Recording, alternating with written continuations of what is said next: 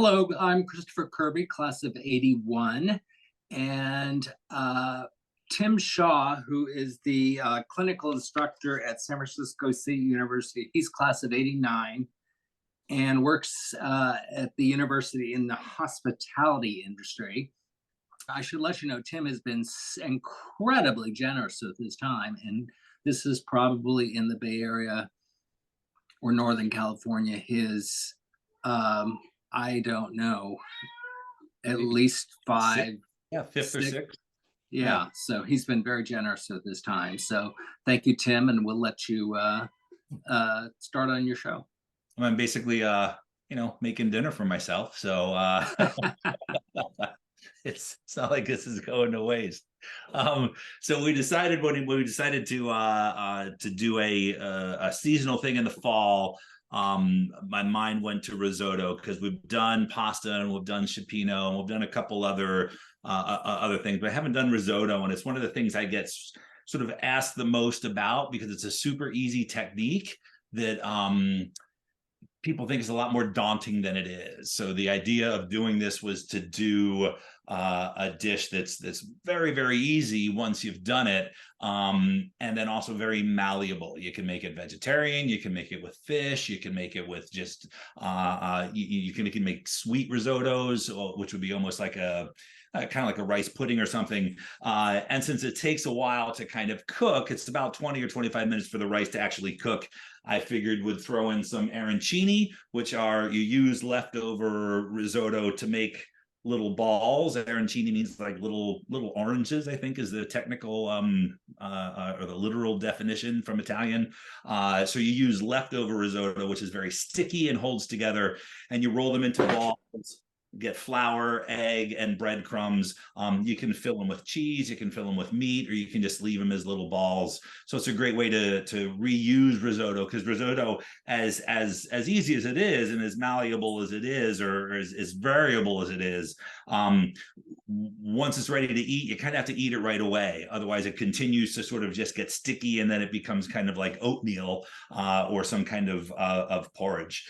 So the dish I'm going to do is the technique is about making risotto, but the recipe is going to use butternut squash, which is a great sort of autumn flavor, even though it was like 75 degrees here in Pacifica today. And in order to make it a little more interesting, I have some butternut squash that we're going to actually stir in with the rice that's going to kind of fall apart and become part of the sauce and part of the creaminess. But I also roasted some off that we're going to stir in at the last minute. So you'll have two different flavors of the butternut squash. Some will become sort of creamy and liquefy into the sauce, and then some will be a little more caramelized and roasted flavored. So the trick of working with risotto is risotto is rice. It's an Italian form of rice that's very short grained and very starchy. And you can see as I sort of run through my fingers, there's like starch on my fingers. If we were doing sushi rice, or particularly like basmati rice, would rinse this because you want to get that starch off. But that starch in risotto rice, and this is called arborio rice, which again is a short grain Italian rice, we want that because that starch is going to be what makes the sort of the sauce for the risotto. And one of the big questions about making risotto is, should risotto be sort of soupy, or should it be kind of more, should it stand up more in a plate? And there have probably been wars fought over the proper answer to that. The bottom line is sort of, it's your own preference. If you want it to be more served in a bowl and a little bit more liquid, you add more liquid, a little more butter at the end. If you want it to be stiffer, you finish it off with a little more cheese, or you kind of let it sit as it kind of congeals or becomes a little stiffer. So as with a lot of basic things, one little technique I'm going to show you is the recipe calls to use either an onion or a shallot. I like to use shallots mainly because they're smaller than onions. They're sweeter, and you can get a smaller dice because I want my shallots to kind of be the size of the grain of rice Otherwise, you've got huge chunks of onion in there, which if you like is fine, but I think it's just a little more refined when you've got nice small little pieces. So as usual with cutting onions, I'm going to do some nice cuts all the way to the board, but not all the way to the root, which is going to hold it together. I'm going to do one cut that's parallel to the board, and then I'm going to cut it into nice little rice size slices. And this is the only aromatic I'm using in this risotto. If you were doing sort of a seafood risotto with some calamari and some mussels and some shrimp, you could use celery, you could use fennel. Fennel is great in risotto. Again, onions, carrots, celery, any of those, depending on how sort of complex you want the risotto to be. But I'm again doing a nice and simple flavor that I really want to accentuate just the butternut squash. And then we're going to finish it off with some parsley. I have some nice fresh parsley stems, actually right from my outside, that I'm going to really roughly chop. And again, I think I've shown this in other demos. One thing you don't want to do with parsley is you'll see people kind of like chopping it like this. If you're chopping and smashing the parsley, and your cutting board is turning green, you're losing all of the flavor. So I did a nice, really, really rough chop on the parsley, and I'm gonna save that. That's gonna be stirred in right at the end. Fresh parsley, not dried parsley. And then for some of to accentuate kind of the autumnal flavor, I've got some fresh sage, which is, it's great in this area in California. It just grows wild. Off 280 around Redwood City often smells like you're going through a new age bookstore. There's so much sage baking in the sun. So I'm going to stir that in with the parsley at the end. So I've mixed my parsley and my sage together. You notice there's a lot more parsley than there is sage. I love sage, but sage is one of those herbs that can be very, very overpowering. And if there's too much in it, it starts to smell a little bit and taste a little bit more like, I don't know, kind of potpourri than we actually want. So I'm going to start the risotto cooking by moving my studio camera over to the stove. And one of the tricks of making risotto is you see here in the back, I have some vegetable stock that's already warm. You want to work with the warm stock because that makes the risotto cook a lot quicker. Every time you add liquid into your risotto, it has to come up to a boil. It just takes a lot more time than you need. And it is already a little time consuming as it is. So what I'm going to do, a little olive oil, you could do butter. If it was more of a northern Italian, butter might be a little bit more common. And I'm just going to add in my shallots. Just till they start to get translucent.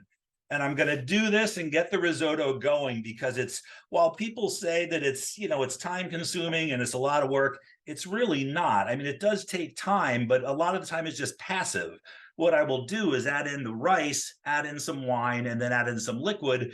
And while the rice continues to cook, I'll make my arancinis for the, I'll make sure our fat is at a nice temperature there. I have some frying oil in the back.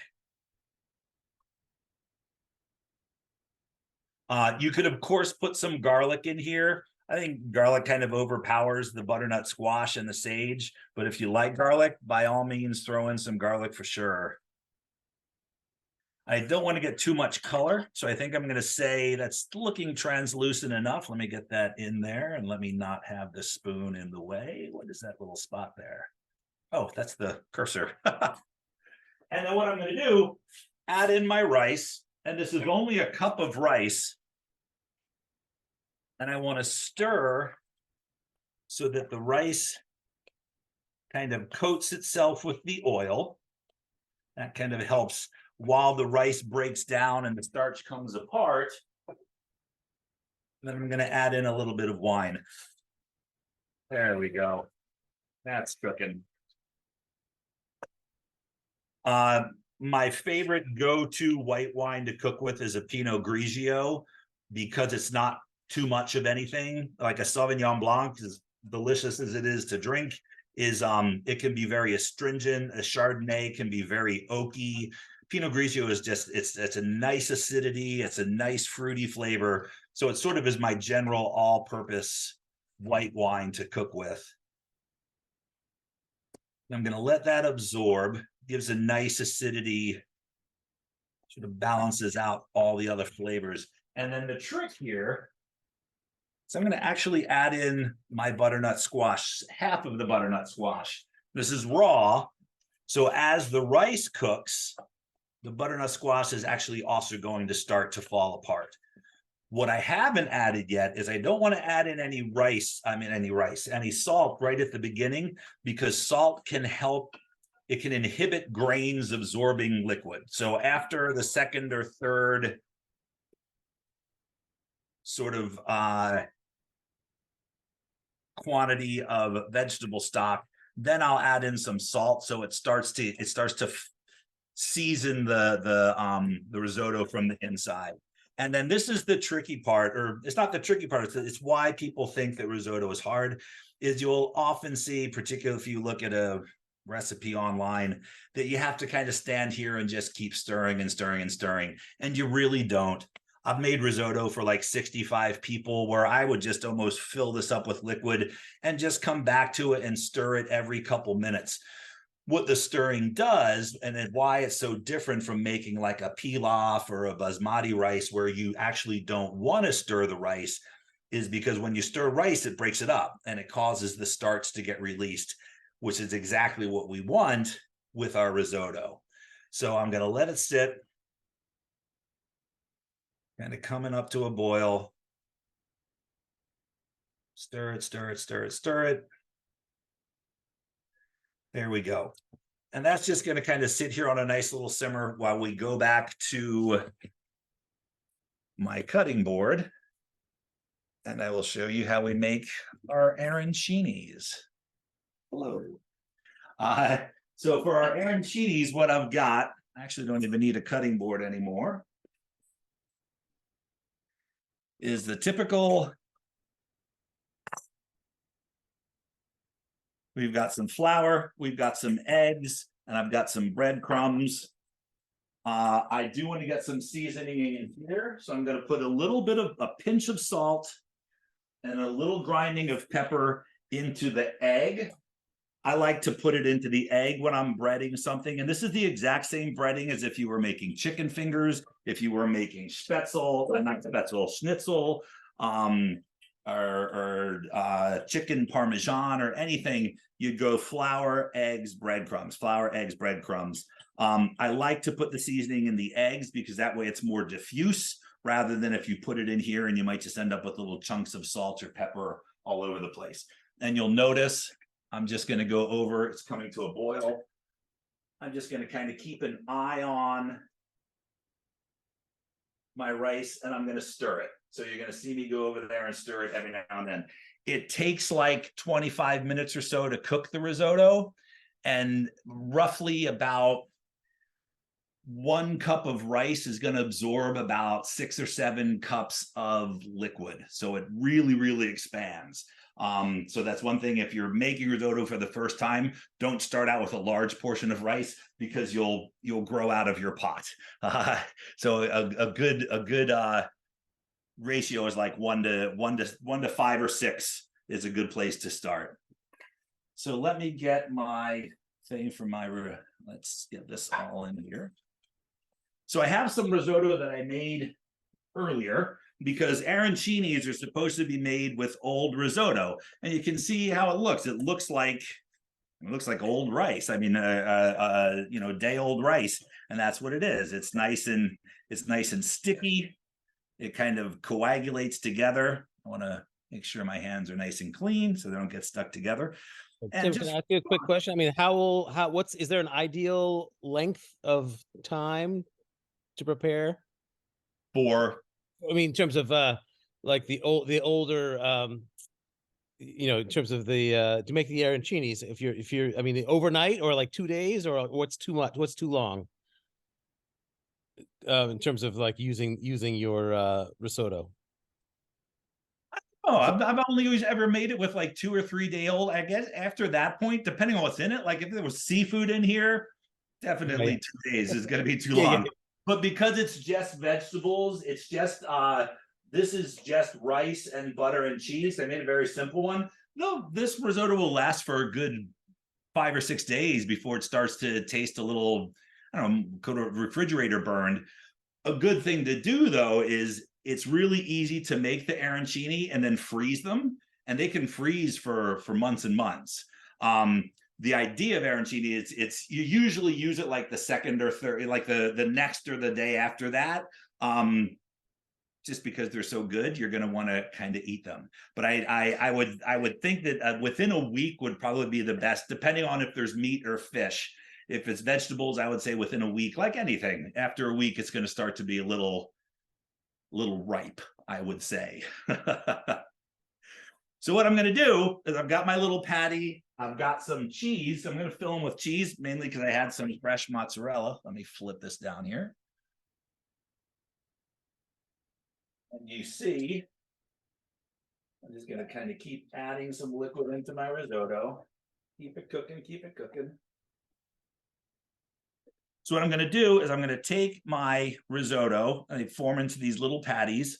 I've got a little piece of cheese I'm going to put in the middle. You don't have to, but again, you could put in like some bolognese sauce. You could put in some pesto, or you could just do the little balls of risotto. So you've got like a little golf ball size is good. Any more than that, and you risk it not cooking all the way through. Let me make a couple of these before I put them through the flour. Otherwise, that'll just get messy. So I've got a little square. I put in a little cheese, and then I fold my risotto around it. You kind of squish it together to make sure it stays nice and tight. I think I'll make 3. That'll be enough to show. And then I'll make some more. I'll find out because I made this risotto yesterday, so I will make some more tomorrow and keep them for the weekend. There we go. So we have our little risotto balls. Wash my hands. I will focus in over on the cooking risotto for a second. See, it's stirring. I've now reached the point where I'm going to add in a little pinch of salt and a little bit of pepper just to get that starting to flavor the sauce. And I can see the butternut squash is starting to kind of fall apart. You can see the liquid is getting nice and brown as the butternut squash cooks. The rice is cooking, it's bubbling away. I can hear it bubbling pretty hard, so I'm going to add in a whole nother ladle. And then, as we always do, add it and stir it, add it and stir it.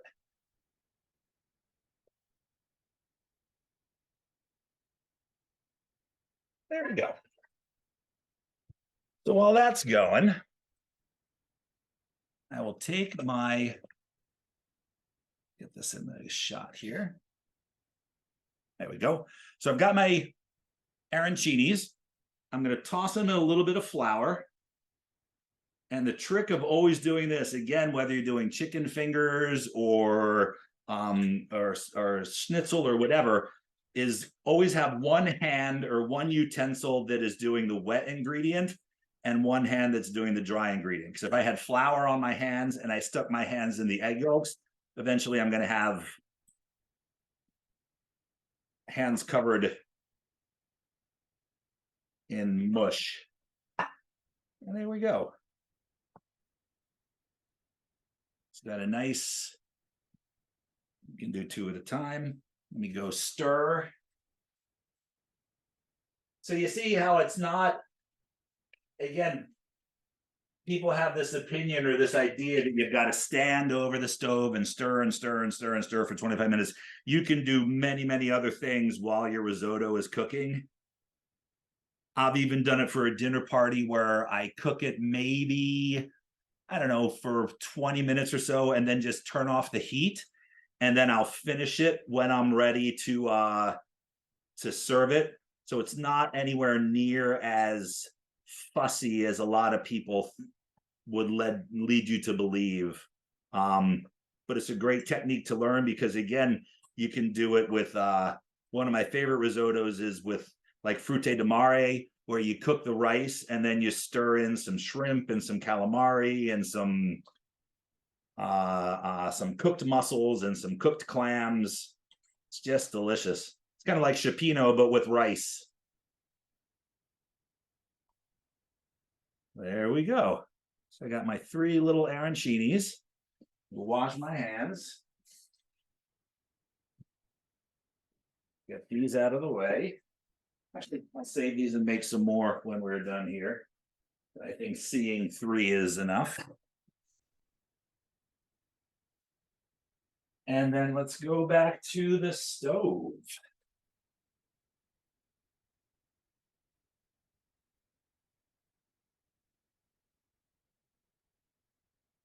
Let's turn on the light, I think. There we go. That gives it a little bit of light. All right, it's nice and bubbling away.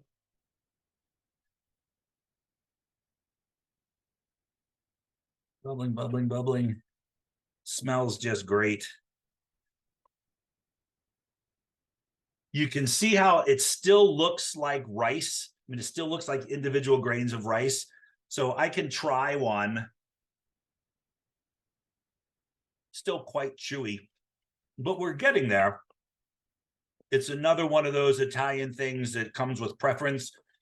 Some people want it where it's like literally like oatmeal. Some people like it with a little bit of al dente. I like it a little al dente. It shouldn't be crunchy, but there should be some body to the rice.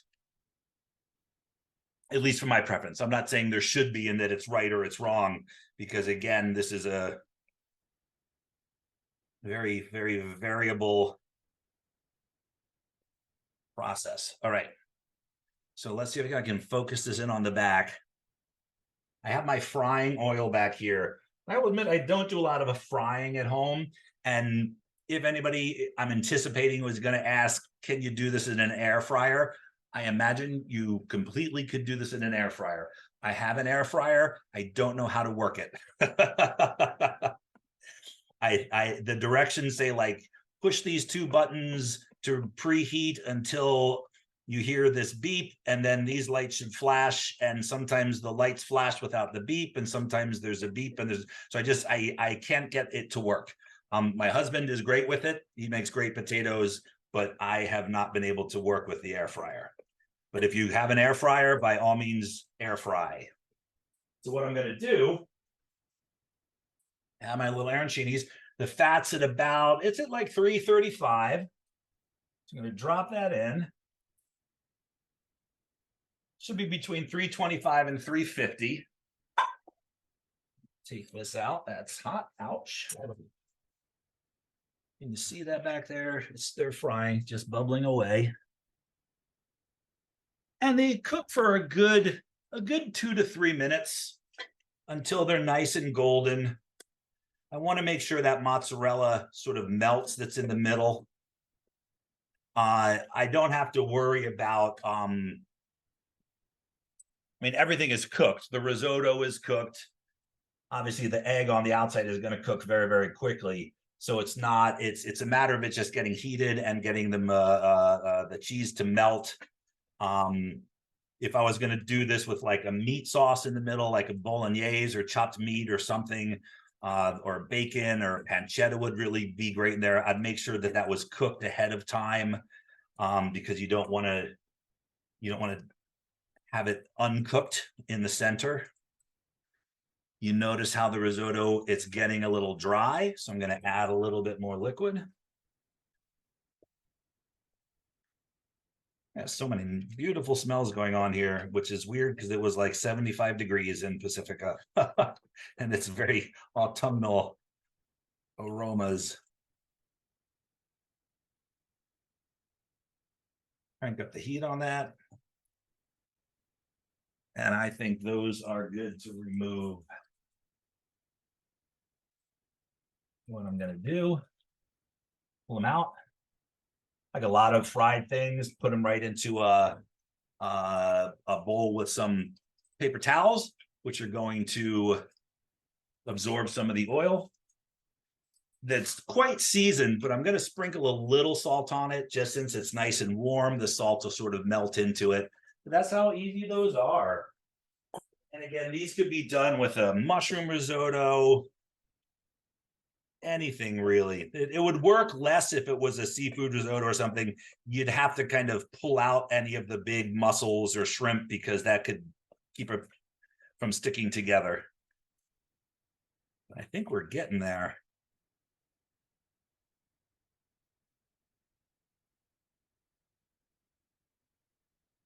Try another piece here. That's hot. Ouch.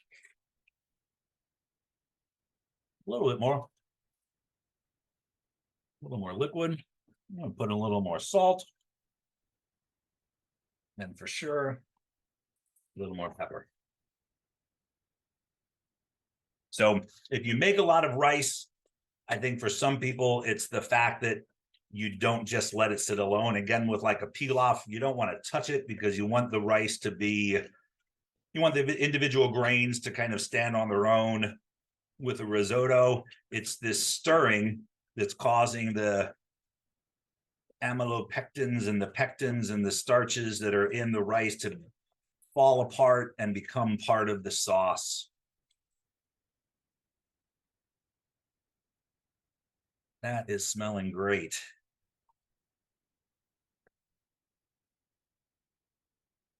So we got a little bit, there's still a little liquid in there. I want it to be a little less soupy than that. Let's see how it's doing. Still a little crunchy. Any questions while I'm just stirring? I want to just have people just watch me stir.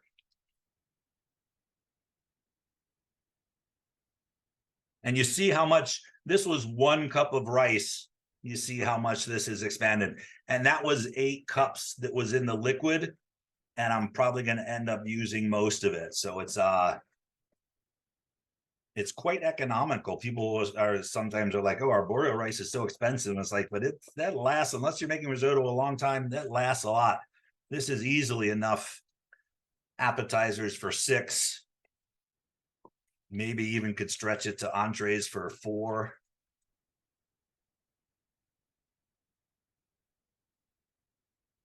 And see how when you pull on it, sort of falls back in on itself. You can see some visible sauce that's in there. I'm going to turn down the heat because I'm going to guess with this bite. That's great. So what I'm going to do, very last minute, I kind of cool down a little bit.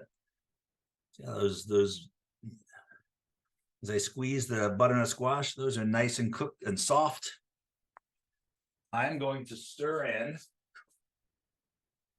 If you were making this vegan, because we did start with just olive oil, you don't have to put in some butter, but I'm going to finish it with some butter. That's going to add to the sauce. You could add just olive oil if it was if you're not working with dairy. I'm going to stir in my sage and my parsley. I'm going to stir in the roasted butternut squash. It's going to give that little extra color, a little extra texture. I'm actually going to turn off the heat now while I finish this up. And then the last thing, I know the recipe that I sent called for Parmesan actually had some Romano cheese, which I kind of prefer. Same idea. Parmesan is a cow's milk. Pecorino Romano is the sheep's milk. It's a little sharper. And notice how when you add the cheese, that's when it kind of becomes risotto, because it thickened up. It's now kind of standing on its own. It's got this beautiful glossiness. I really want to eat this. That smells really good. It's the worst part about doing these Zoom parts is like now I want to like sit down with a glass of Pinot Grigio with you all. But just have to be me. What we're going to do, have a little bit of ranch dressing here. I would have preferred like a tomato sauce. I didn't have any, and I was too busy to make some fresh tomato sauce. So we just have some ranch there. And then when we break into it, look how nice and gooey the mozzarella cheese is. That's that. And with our risotto, you see how it's now been sitting for a minute or two. Where did my spoon go? Do this in front of you. Got my bowl. There you go. See, you could serve this on a plate. I think it looks a little nicer in a bowl just because it will kind of spread out a little bit as it sits there, but you've got the herbs, you've got the freshness of the parsley. I can smell that sage. We've got the nice soft butternut squash with some of the roasted butternut squash. And again, that same technique could be done with porcini mushrooms, could be done with fennel. There's a beautiful way of doing this in the spring called risi e bisi, which is it's the rice and you just stir in some fresh English peas at the end. Not cooked, it'll cook in the heat of the risotto, but it's just simple. Finished off with a little mint, so it's risotto and it's mint, and it's just like the exact opposite of this, which is a nice autumn dish. That's a beautiful spring dish.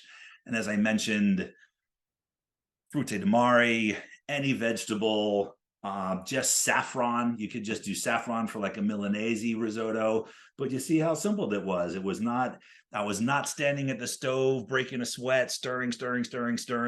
Just keep an eye on it, stir it every now and then, and it will start to form the sauce that you like. And again, you could do it a little soupier if you like by just adding a little bit more liquid.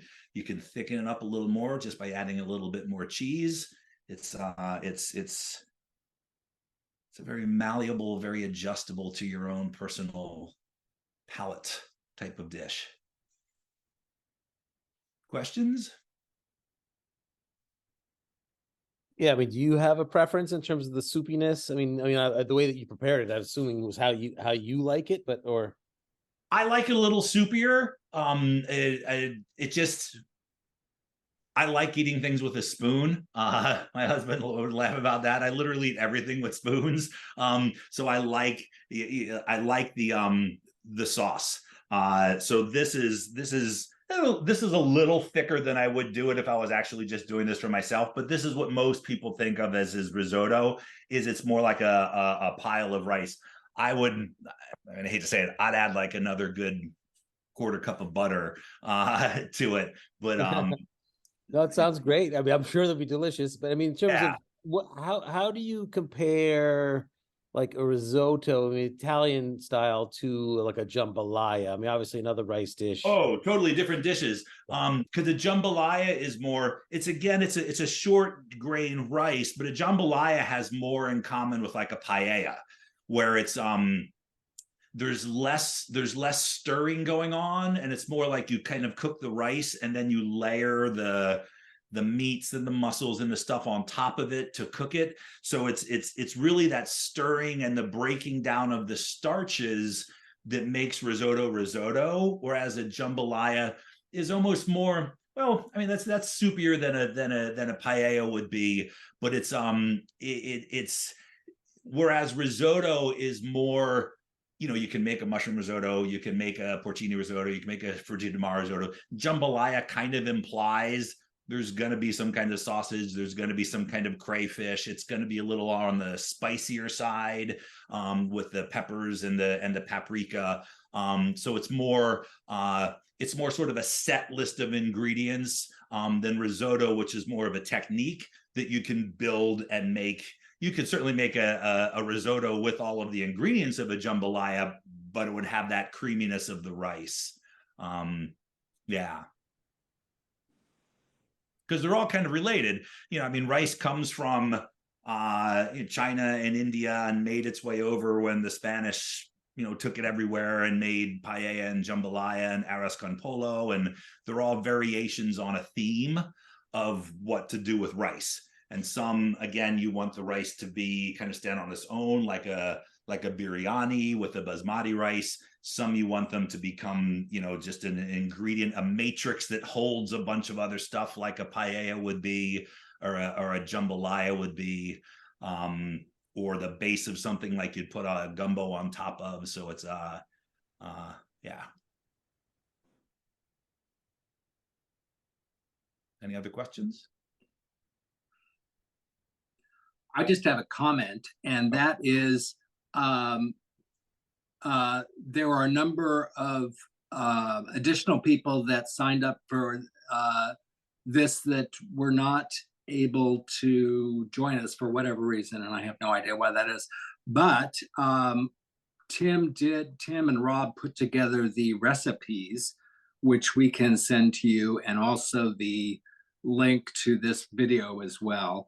Again, I'm a total tech nerd, so somebody's going to have to help me with that. But I can certainly, it's a document attachment, so we can do that. So just send me an email at KERB as in boy, Y dot S as in Sam, F as in Frank, CA@gmail.com.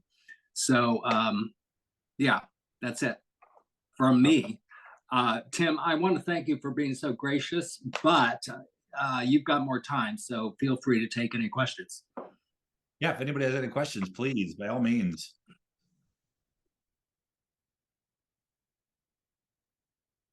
No, I just put the link to the recipe in the chat, and then yes, we'll send out the recording to everybody who registered. But I mean the risotto. I mean, I love the kind of. I mean, I don't know. It's like the heavy texture. I love the creamy texture of the risotto. And like I said, I guess that was my point. I guess what you answered about the jambalaya is it's. I mean, to a certain extent, the components, are similar, but it's just they end up with such different philosophies of a very what you would think, but like in the dictionary definition, are sort of similar.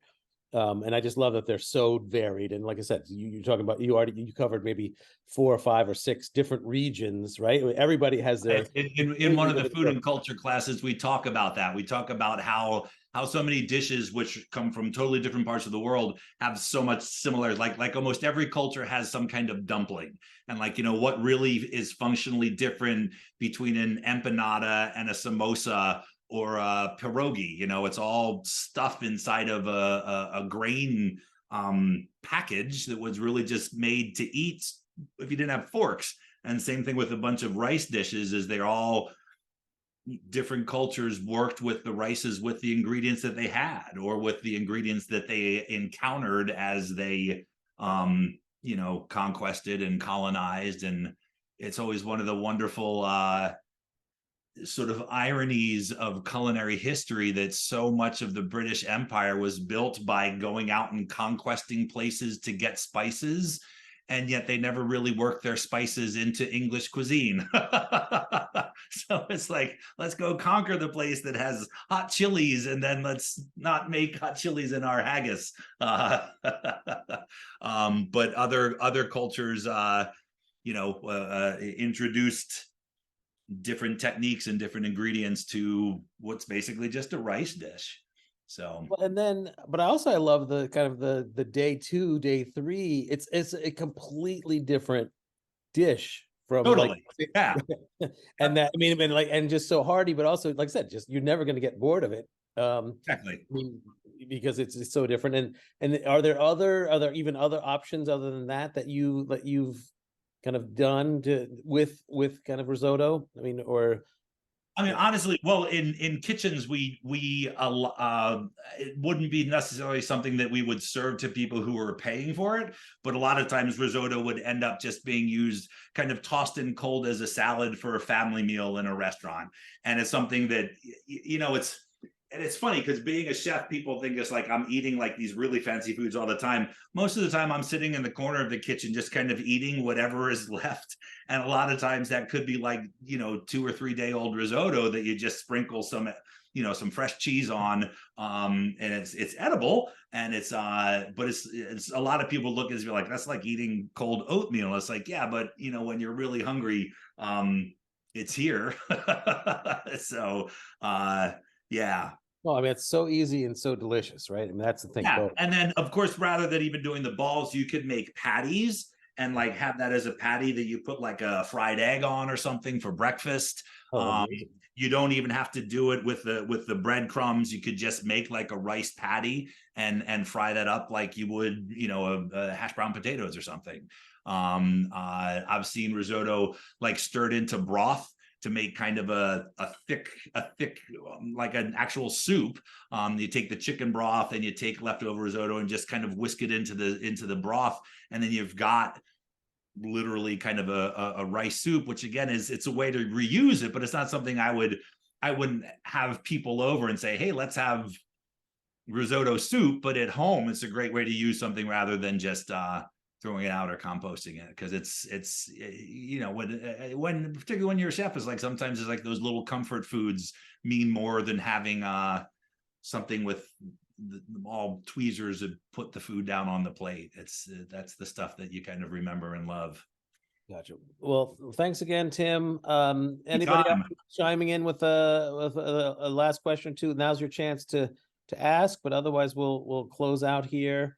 But like I said, another amazing, like I mean, I'm definitely going to try this. I did make like I said, I told Tim earlier, I actually made the cioppino, which I had to do it myself to see how it would come out.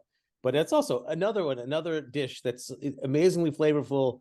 I mean, you know, you can use the ingredients that are, you know, that are going to be varied, and then but it's just like, it's also not, you realize how it's not that difficult if you but never tell your guests that. You know, it's not that difficult, but when you have people over, it'd be like, "Ooh, that took so long to make. I've been working on this for days." Then they appreciate it more. Thanks again, Christopher. All right, thank you very much for hosting and organizing, and yeah, we'll look forward to either getting out to California or to seeing you guys back in Williamstown before too long. I'll be there in June. I'll be there in June for our 35th. Awesome. Okay. Thank you. Thank you. Thank you, Tim. Thank you, Tim. Anytime.